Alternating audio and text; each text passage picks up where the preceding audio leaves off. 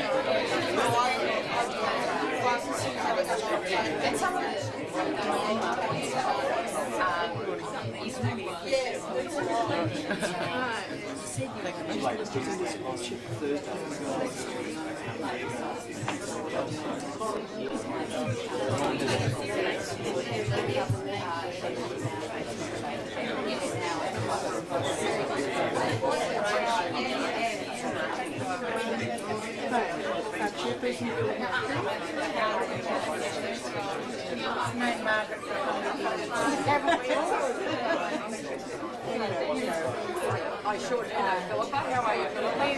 Hello, how are you? Good to see you today. Good to see you. Hello. How are you? I'll just see you. Hello, Rita. How are you? Good to see you. Can I sit here? Do you try Greg? How are you? As long as you're actually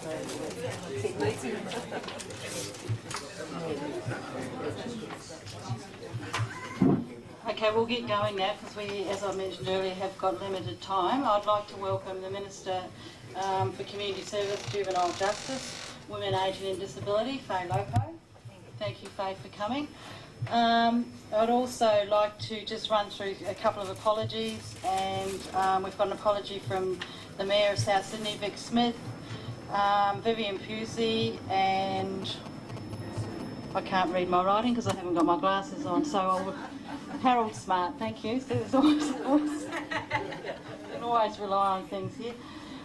Yes, I'd just like to say welcome to everybody today. This is a really important occasion for us, the launching of the Inner Voice, 20 years. And I think for somebody to be able to maintain a publication over this period of time is very good. I look around the room today and there's some really old faces, and I think that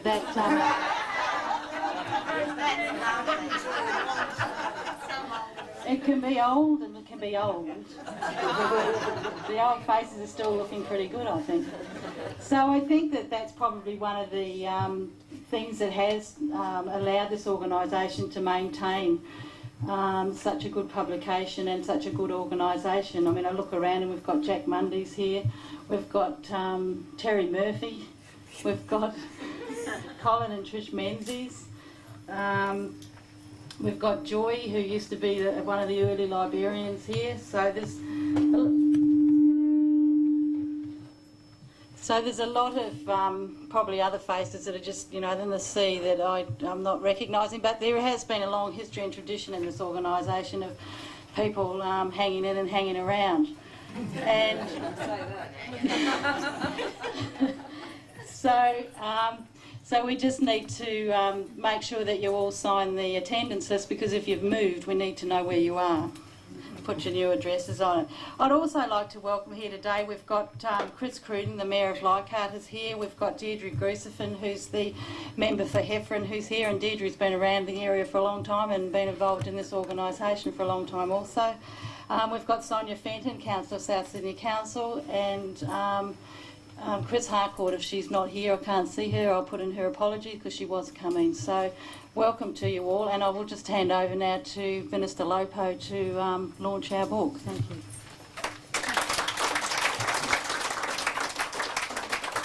Thank you, Philippa. Margaret Barry, whom I've known in another life. Deirdre Grusifin, my parliamentary colleague, and Chris Cruden, whom I haven't met, but we saw you drive up and you were pointed out as the Mayor. Can I, before I start the very formal speech, can I just say how stunned I am about this? I mean, we're all members of Australian community, but we do things so differently. Out in Penrith, you wouldn't get two people to turn up to a publication, and when I was asked about it last night on radio, I said, "Oh, it's this neat little publication," and I expected this morning to come and see a half a dozen people, and I would say hello. I didn't intend to read the speech because I thought, well, with half a dozen people, why would you read a speech? And look who here you are. We just do it differently out in Penrith, let me tell you. So I'm really pleased to be here for this important occasion. For the last 20 years, I mean, unbelievable, 20 years, Inner Voice has provided a regular stream of information to the local community and stimulated debate on a wide range of social issues, and I think it's terrific. I think any publication that could withstand 20 years and still keep going, I mean, very often things start in the community and then people lose enthusiasm and they fall by the wayside. For this to be going and for this attendance, it's quite a knockout. Inner Voice challenges, provokes, informs and creates valuable links between the different interest groups and the sectors. I mean, it seems to me like the sort of magazine that politicians invariably love when they're saying the things they want to hear and hate when they're saying the things they don't. And this morning on radio, it was really interesting. I heard in the first publication they were calling for a second airport for Sydney. Now, I just spoke at a rally of 15,000 people in Penrith saying over our dead bodies. So the debate goes on 20 years later. At a grassroots level, it keeps people up to date about issues affecting them, both within geographical areas and across different interest groups. And importantly, it has a broad commitment to raising the awareness about larger issues and impact directly and indirectly on disadvantaged communities. And I think that's the value of it. I think that disadvantaged communities that have champions in this room, I think they're very well off. It's important because a community with a strong informal links will be more likely to cope with people's individual difficulties. An empowered community can also provide an early warning system to alert governments to looming crisis. And of course, what the trick is if governments listen. Inner Voice is a catalyst which links community networks and articulates their views to provide valuable input in the local planning and community consultation process. And I'd be remiss if I didn't remind everyone here that the sheer hard work required to maintain a quality, I think it's my earrings, a quality publication like Inner Voice. And I can confirm to you that not only is it avidly read in my office, I've got Tony Pooley here with me, and he's a great reader of it and then hands it around, but it's read by the local councillors, and I'm sure the Mayor will attest to that. Deirdre certainly is an avid reader of it, and I don't know who the local federal MP is, but if it's got anything to do with airports in it, they'll read it. And the abilities and the efforts of the editorial staff and volunteers are evident for all to see, and in each edition of Inner Voice. The Inner Sydney Regional Council for Social Development is a well-respected operation in the south-eastern Sydney area, and it's due to its long-term advocacy on behalf of the community and the regular input to each of the government on policy and program developments that makes this a really important issue. I mean, the difficulty I've got is that we don't know it, but out in Western Sydney, where we're a lot younger than these communities, we actually need some. Yeah, it won't happen in my community, let me tell you. I've promised to buy a pair of pink overalls and lie down in front of the tractors, and there are a lot of people who are very keen to see me do that. For various reasons. But I am just really pleased to be here. It's a knockout. I think that you're all to be congratulated. If you can sustain an effort like this, keep your ear to the ground, keep people informed about what's happening in the community, I think it's a very commendable effort. I'd like to ask Deirdre, who's the local member here, if she'd like to say a few words.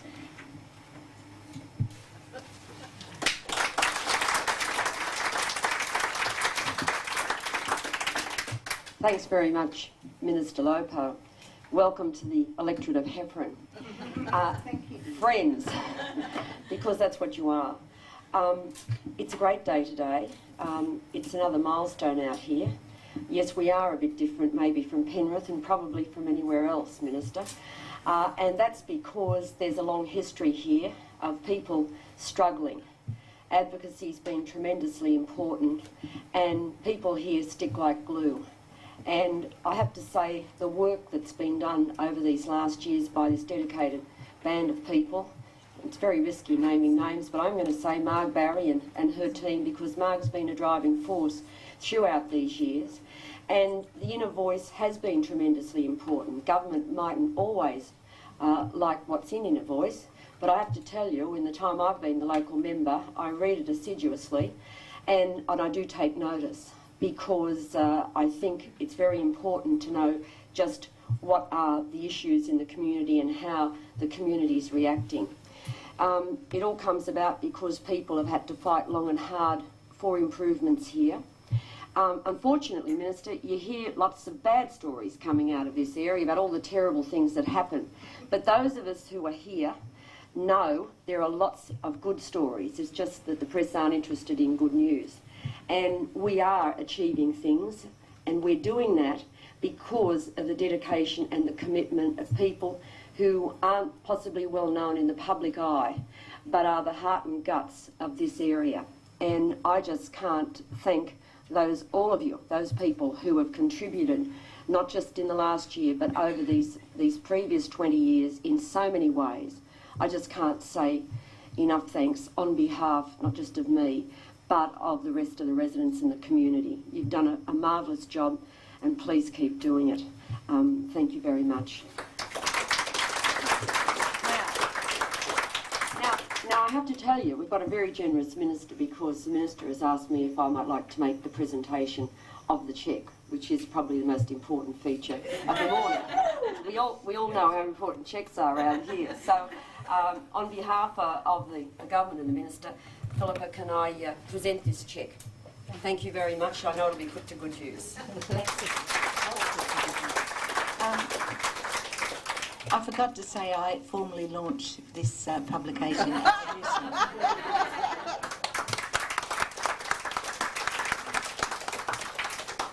Thank you, Minister, for that generous donation of $1,000. The only thing I notice about it, it hasn't got my name on it, so I will hand it over. Thank you.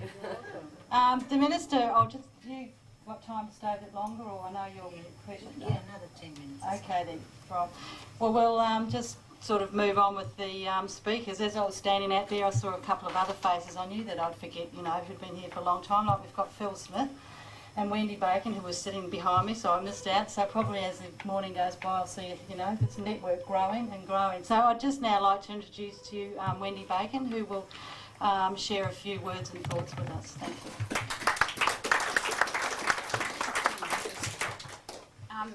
Minister and friends and fellow workers of Inner Sydney.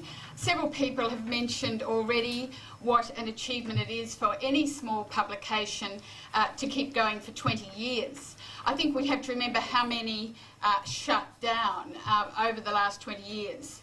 And I thought it's worthwhile trying to identify some of the reasons why this publication has survived rather than failed. First of all, I think it is that it has had a funding base of some sort. Now, that's not to take away from the tremendous achievement of those who work on it, but that it is very difficult for print publications, electronic publications of any kind to survive outside the dominant commercial and public media without some sort of funding base.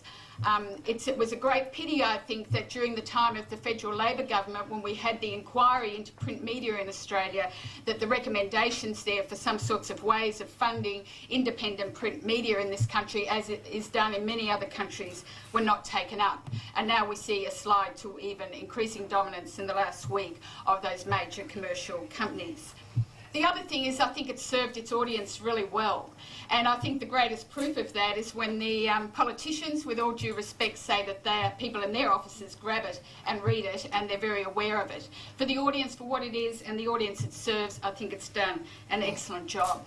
The other thing is that I think, unlike, and I think it's understandable that those in small groups and those who are not dominant powers often resort to propaganda to try to persuade people to take their line. I think that the great strength of this publication has been that it's rooted itself in information, even if that information sometimes makes us feel uncomfortable, such as maybe earlier support amongst quite a few people, maybe even current support in our region for a second airport in the fairly close to many people in the western suburbs. Perhaps information about what is going on out there helps us revise our views. That is why information is important. When you go back to the beginnings of journalism and the beginning of the media, they were very much rooted in this idea that people have to have information to be able to participate in decisions. It was part of how this whole magazine got going, and probably all of you know this, and I must admit my memory, I might be old, but somehow I'd forgotten this, is that it came out of really the collapse of the Australian Assistance Plan after the defeat of the Whitlam government. And Margaret and Colin and I think some others noticed an advertisement in the paper, the Labor New South Wales government, for something that would lead to the establishment of an information exchange. It's to the great credit, I think, of Colin and Margaret and others that they saw that the important thing was to root that information back in the public and the public's role to participate. And they've never lost that link, and I think that is again, I would congratulate them for that. I think also that especially in these really dismal times, I have to say, I think we're living, I think that people like the people who started this, they started this magazine in the wake of the defeat of what was the greatest weapon, I think, and greatest tool that the people of the inner city perhaps ever had on their side, because we've often been under attack. That was the green bans.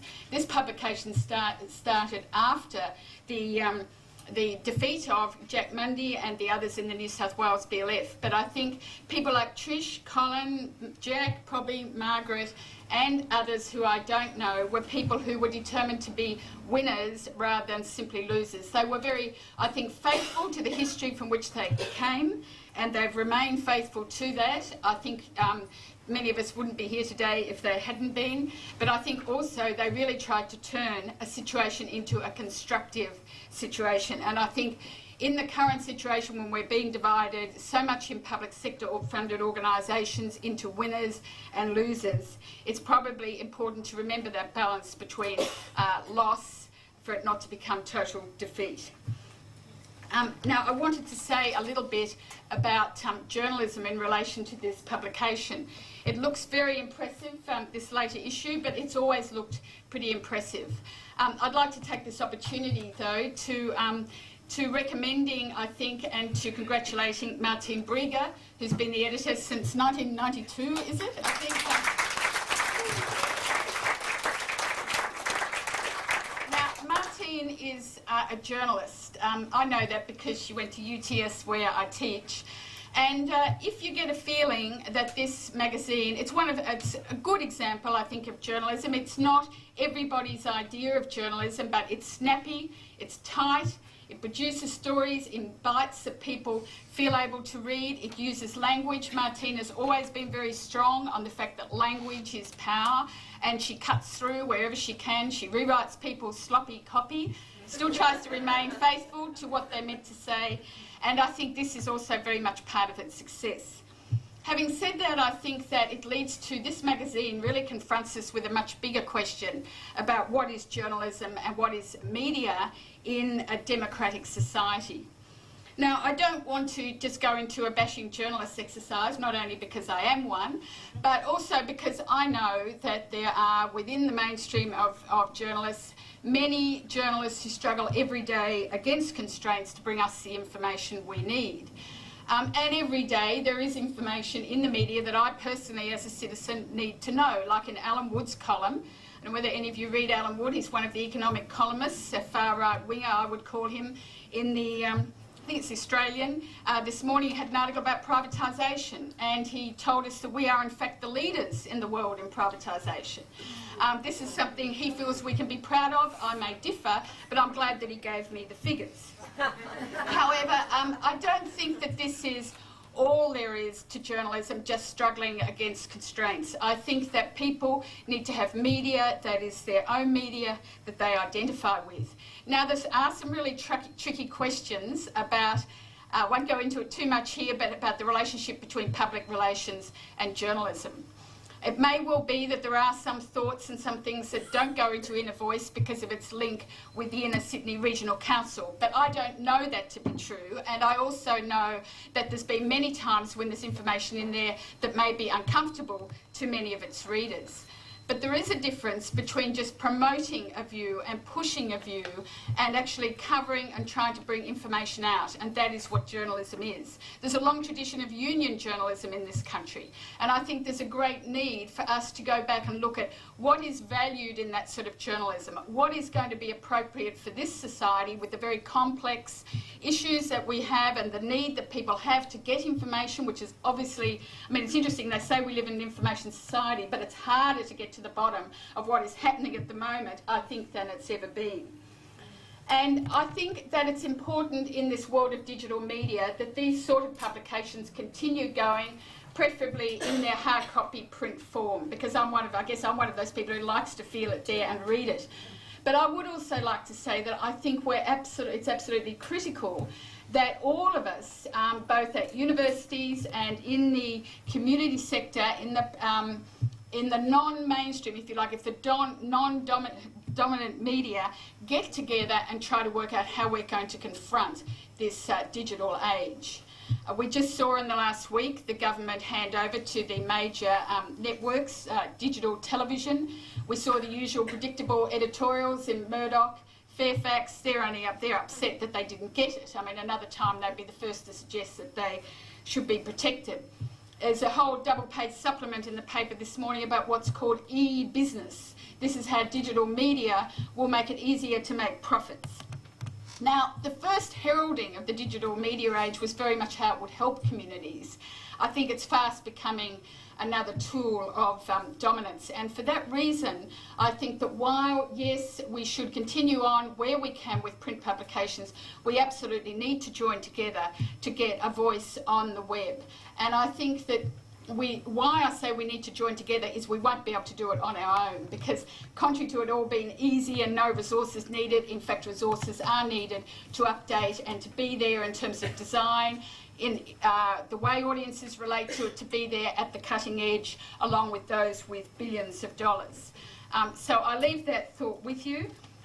But mainly here today what I'd like to do as as a journalist, congratulate Martine, and also as a community activist, congratulate all the people who've been involved in this publication. Thank you.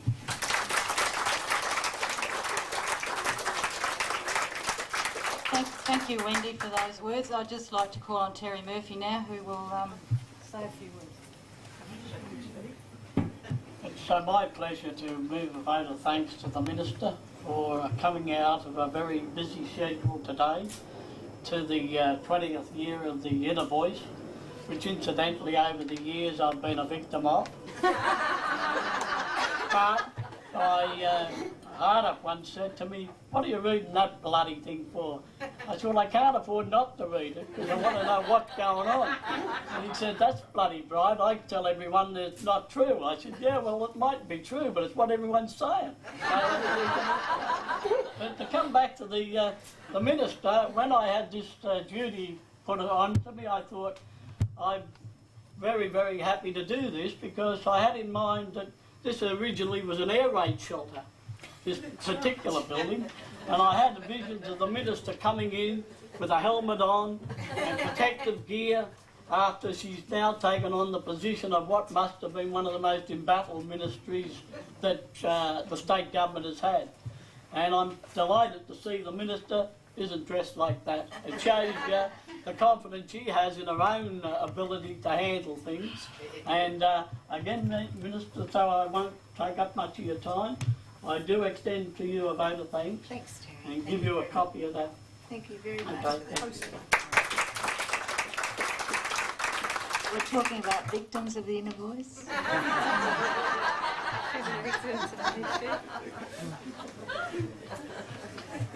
It's funny, even if you're a victim, you keep coming back and hanging around. So Yeah, that's right. I'll even keep my eye on this. That's what I told you. there must be something in it. I can remember Terry running around Waterloo and Redfern chasing a few people. Yeah. And I wasn't there. I never I did still anything. like those high-rise towers.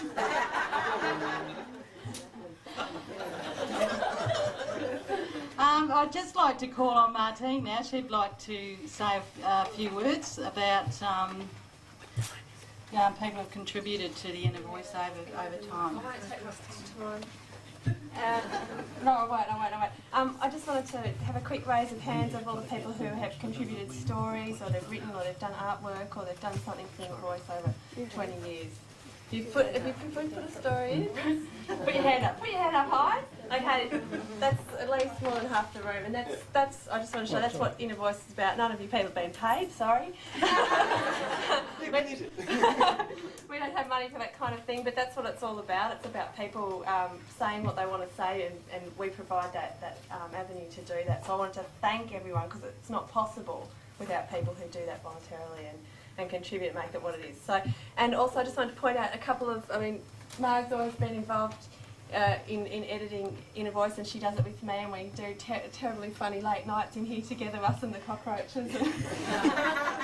It's quite funny, but down in the corner is Deb Burnett, who was a previous editor of Inner Voice when I was on work experience in high school, and Cheryl, where's Cheryl?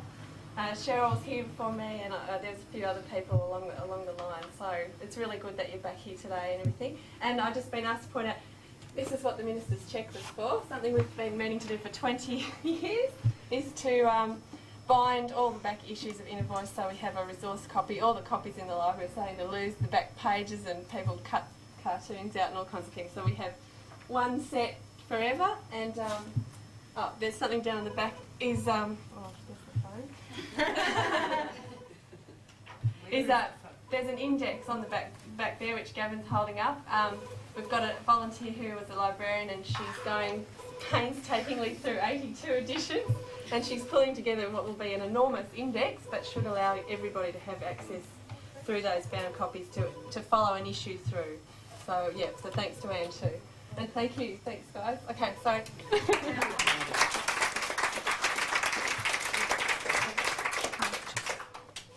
Thanks very much. Thank you. I'll just say another couple of quick things that came to mind as Martine was speaking about all the voluntary hours that go into this. If you actually look in this edition, there's an expression of interest in there that you may be able to pick up on and make a few bob.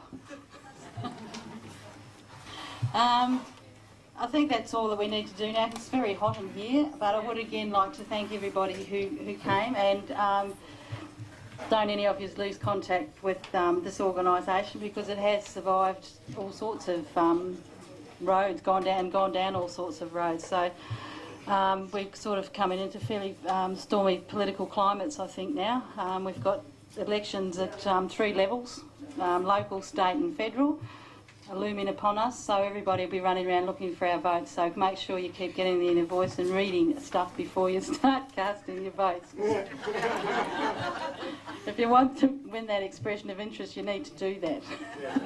So thank you all for coming. There's morning tea out there now, and I noticed that we've got the first introduction of Easter here. We've got some Easter buns for you to have with your morning tea. Wendy doesn't get a presentation. Oh, sorry, Wendy. I get a bit carried away when I get a microphone. I have to stop it. Okay, tear it. Well, Wendy, I've got to present you with that. With the understanding of all the years I've been active and around, how much I've admired your activity in the community.